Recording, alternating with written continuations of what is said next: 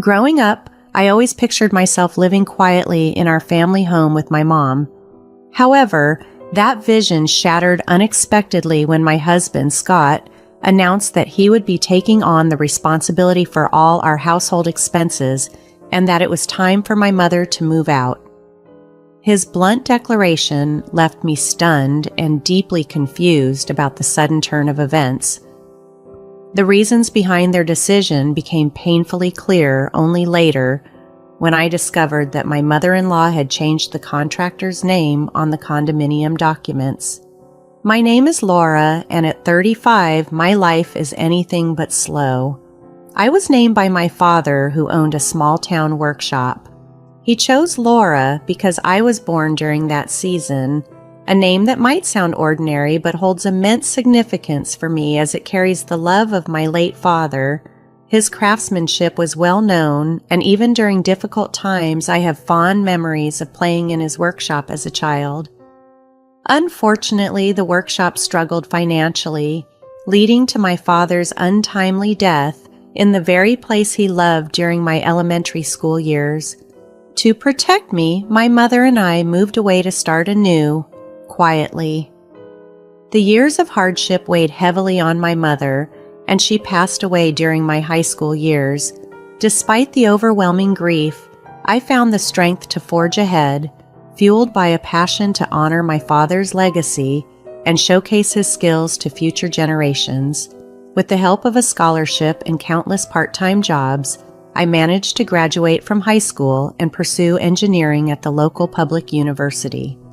During my university years, I met Scott, a supportive and kind young man who not only appreciated my skills but also respected my background, never undermining me for being a woman. His support was a cornerstone in my life, especially during busy workdays, as we lived together and shared household responsibilities. At 26, with Scott's encouragement, I began to dream again about reviving my father's workshop. Scott was fully supportive of this dream, and we often discussed marriage, knowing it could be a part of our future.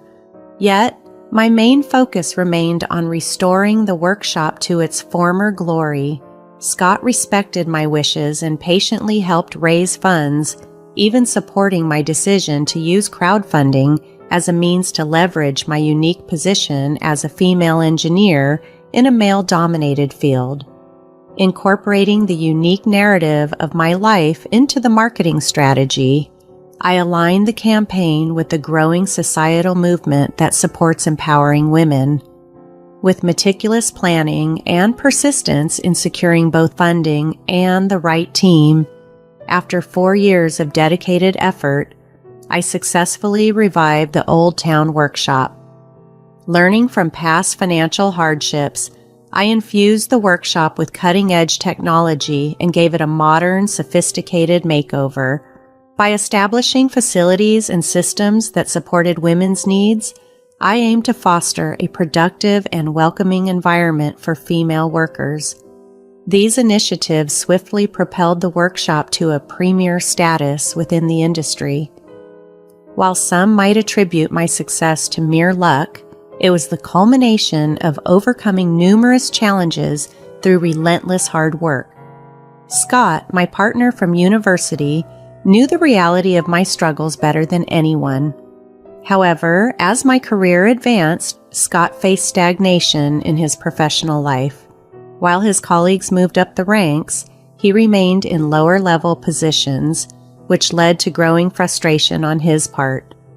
His dissatisfaction became apparent when he coldly remarked on my success, suggesting that perhaps I deserved someone better than him. Despite his doubts, I assured him repeatedly that my achievements were made possible by his steadfast support, which I genuinely believed was crucial to my success. To express my deep gratitude and love, and to reaffirm his invaluable role in my life, I proposed to Scott. I cherished his kind and warm-hearted nature, which brought joy and comfort to my daily life. Despite my contentment in his company, I noticed a change in his demeanor over the decade we had grown from young adults to where we were now. Hoping to alleviate his insecurities, I believed that marriage might reassure him. Eager to share our decision, we quickly arranged to inform our families. Contrary to what I had anticipated, Scott's family home was a dilapidated wooden structure, raising concerns about its safety. Upon meeting me, Scott's mother remarked, "You're the daughter of that wealthy business owner they often talk about," referring to my past fundraising efforts and public visibility. Although I had always stressed the importance of making a good first impression, the reality of Scott's family's background contrasted sharply with my expectations. I had devoted considerable effort to my attire and overall appearance, aiming to strike the right note. However, to my mother-in-law, my efforts might have seemed overly flashy or extravagant. She spoke with a hint of sarcasm, implying that my polished appearance was thanks to Scott's support. Despite feeling a mix of gratitude and awkwardness, I sensed an underlying tension as I stepped into their modest home, while Scott seemed preoccupied with his thoughts. Scott remained silent, his demeanor shadowed by the worn and tattered clothes he wore, mirroring the strained atmosphere of their modest home. His father, in a voice tinged with resignation, apologized for the state of their house, acknowledging its dilapidated condition and hinting that it was a far cry from the homes of the affluent. Trying to ease the tension, I took deep breaths internally, attempting to maintain composure with each casual remark I made. However, Scott's parents' responses often highlighted the divide they felt existed between the wealthy and common people like us, making any real conversation challenging. Back at our own home, I sought to understand Scott's upbringing and his parents' perspective on wealth. He revealed to me that since his childhood, he was taught to view luxury apartments and affluent lifestyles with suspicion, often associated with unethical behaviors and a lack of empathy for the struggles of others.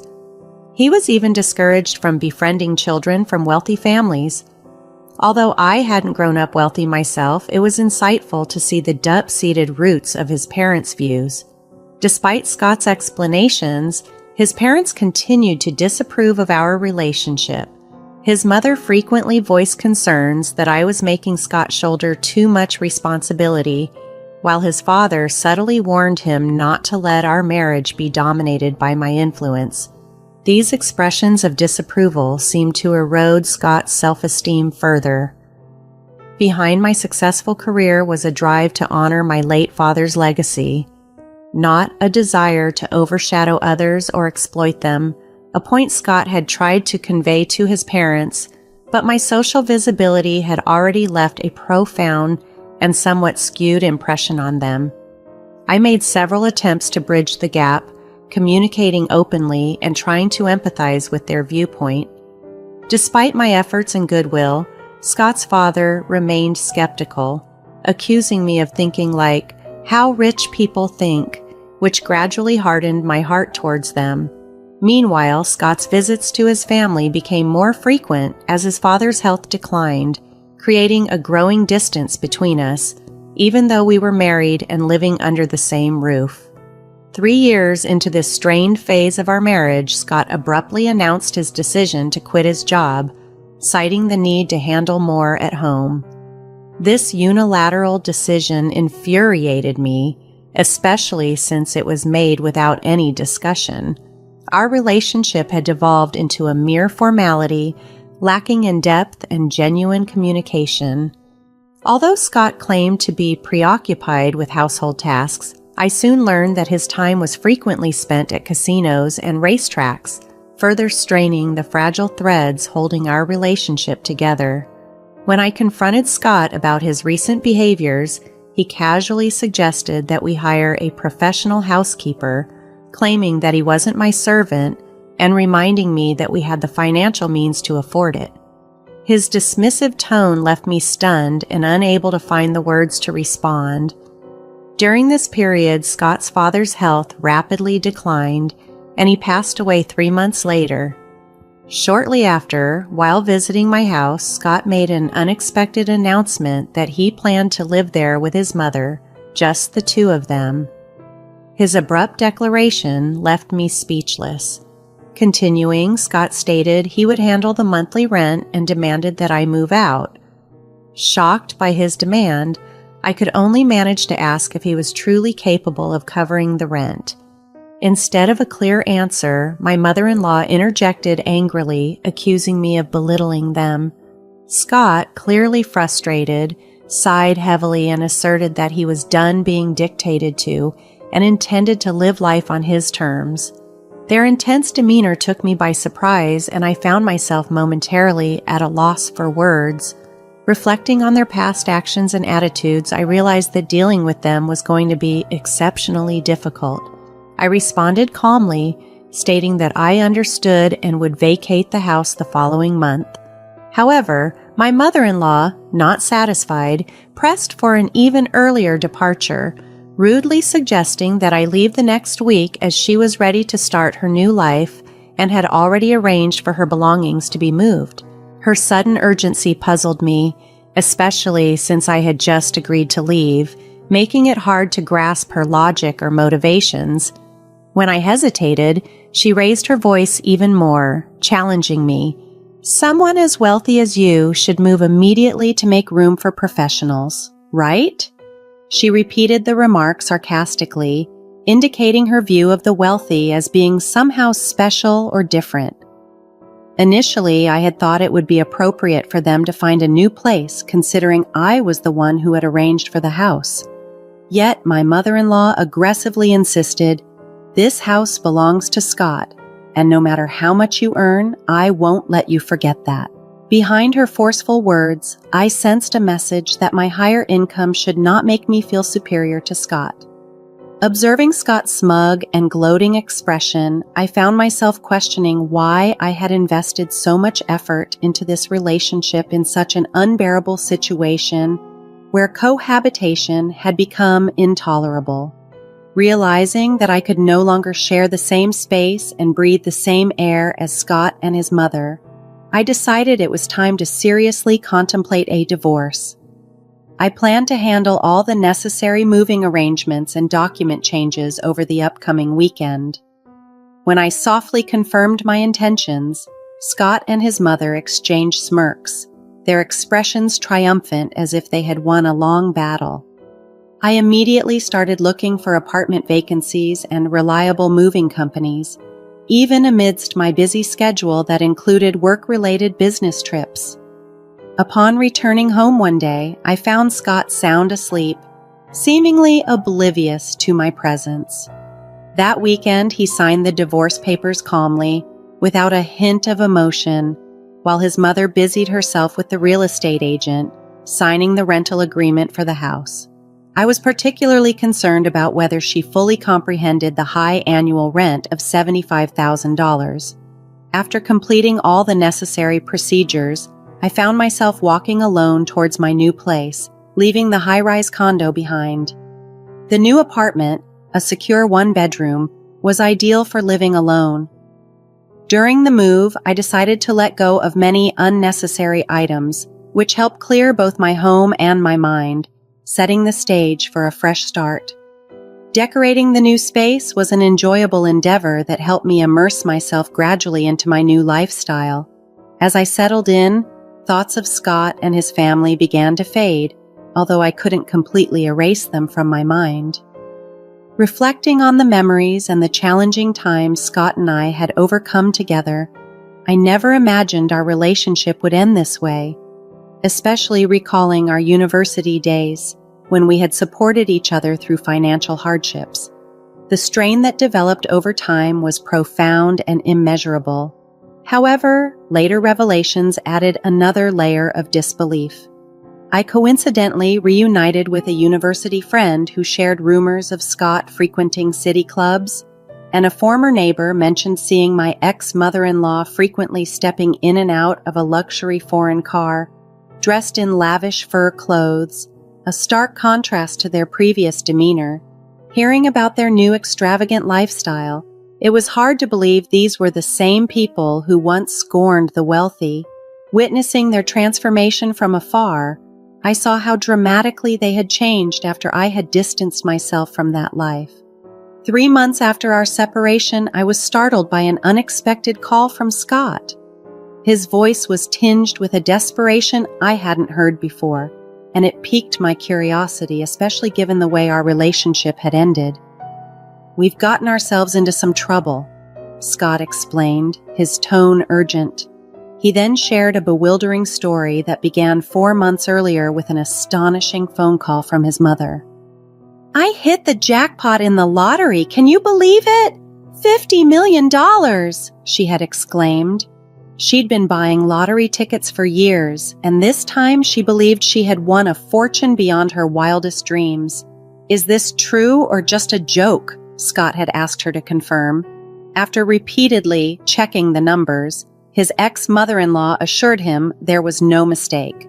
"We're unbelievably rich now. We can finally show those upper-class people," she had declared with elation, her spirits high. Moved by these words and perhaps blinded by the excitement, Scott and his mother felt liberated from their past constraints, including their disdain toward me. "With this stroke of luck, you can escape from that woman's clutches," she told Scott, adding insultingly that she heard I was frolicking around with some young guy now. Such comments only fueled Scott's long-held frustrations and bitterness. "Now that we're wealthy, I won't be controlled by her. We want nothing more to do with her," Scott had declared to me, his voice shaking, as he informed me of our final disconnection. It seemed they had formed a common goal: to sever all ties with me and start a new, lavish lifestyle. Emboldened by their newfound wealth, they moved into a luxury downtown condo and began spending extravagantly. Scott used his savings without hesitation, and his mother spent her late husband's inheritance freely. Excited by their fortune, they went to the nearest bank to cash in the lottery ticket. However, at the bank, they encountered a shocking truth. The lottery ticket they had was from the previous year. Disbelief and dismay washed over their faces as they realized the ex-mother-in-law had mistakenly compared last year's lottery ticket with this year's winning numbers. Amidst this chaos, Scott confided that there was a deep-seated fear that somehow I would take their newfound wealth, even though it was all a misunderstanding. Surprised and somewhat bemused by their folly and the dramatic turn of events, I listened to Scott's recount of their tale, a mix of disbelief and irony coloring my response. Struggling to find the right words, I finally managed to express my sympathy. "That's truly unfortunate and sad," I told Scott. Just as I was about to end the call, he spoke up again, surprisingly asking about alimony rights. He continued, baselessly claiming that I had been unfaithful, which, he argued, entitled him to alimony. Explaining his situation further, Scott mentioned feeling stressed about the house and insisted he had the right to demand alimony. However, I vividly remember that Scott had quit his job voluntarily. My emotions flared and I couldn't hold back my response. "I can't believe you would say such a thing. Are you serious, Scott?" I found myself raising my voice, my usual calm and resilience slipping. Perhaps sensing my anger, Scott seemed surprised and confused. "It's me who should be seeking alimony. You only think about yourself, always pushing that narrative about wanting to be rich. I've heard it so many times. And your mother, why does she always complain?" I couldn't contain my frustration any longer, and my words came out in a heated rush. After my outburst, there was a moment of silence. I felt a sudden clarity and hung up the phone. Their mistake with the lottery ticket was astounding, but now it was no longer my concern. Whatever fate they met was irrelevant to me. Days later, as I walked in front of my factory, I encountered my ex-mother-in-law in a visibly poor state. She approached me begging for help. "Please, we can't afford to return the $75,000. Please come back and be a part of our family again," she pleaded. She lamented their failure to review the documents properly and their lack of seriousness about the consequences, including the mix-up with the lottery ticket. I listened quietly, choosing my words carefully. "Will you really abandon a mother and child struck by such misfortune?" she asked. After a pause, I shook my head calmly and replied, I believe that luck, in many cases, is something you forge for yourself. Despite hardships, I have strived to carve out my destiny. How much of that mindset did you ever adopt? My words left her stunned, reflecting the sharp contrast between our perspectives on responsibility and making one's way in life. As I walked past my ex-mother-in-law, her face showed a mix of confusion and regret. Unable to find the right words to respond to her plea, I continued towards the building. After a few steps, I glanced back to see her still standing there, but I never looked back again. I focused solely on the path ahead, determined to move forward. As time passed, the inevitable happened. Scott and his mother were evicted from the luxury condo. With no savings left, they moved into an old wooden shack, a stark contrast to their brief stint in luxury. Now, they spend their days working various part-time jobs, trying to make ends meet and slowly save for the future. Meanwhile, I poured my energy into my work. My factory, once a small-town establishment, grew significantly. I was able to secure funds to purchase a larger plot of land nearby and establish a new state-of-the-art factory there. This new facility was built with the comfort and well-being of the entire workforce in mind, featuring amenities like maternity leave and childcare facilities for employees. Though my parents were not there to witness this success in person, every time I saw a smiling couple with their children visiting the factory, I was reminded of my childhood.